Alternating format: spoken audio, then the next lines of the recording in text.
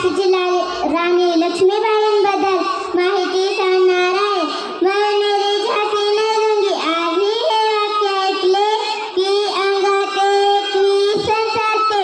झाशीची राणी यांचा जन्म 19 नोव्हेंबर 1828 मध्ये वाराणसी येथे झाला. त्यांच्या आईचे नाव भागीरथी तर वडिलांचे नाव मोरोपंत तांडे होते. त्या अवघ्या 3-4 वर्षाच्या असताना त्यांच्या आईचे निधन झाले आणि त्या वडिलांसोबत बाजीराव पेशव्यांच्या आश्रयाला गेल्या.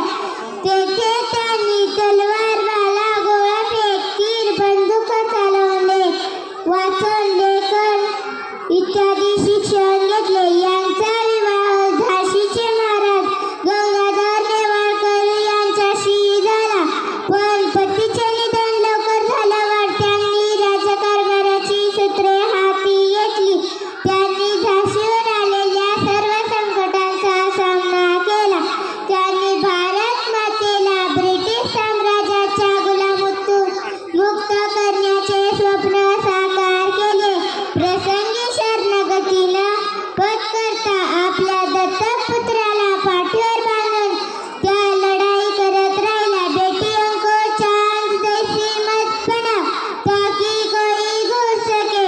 बेटियों को कट्टर हिंदू शहरी बनाओ ताकि घूरने वालों की आंखें निकल सके.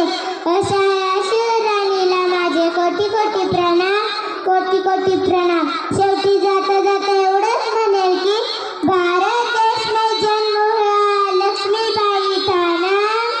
उखाड़ फेंका हर दुश्मन को जिसने किया झांसी का अपमान.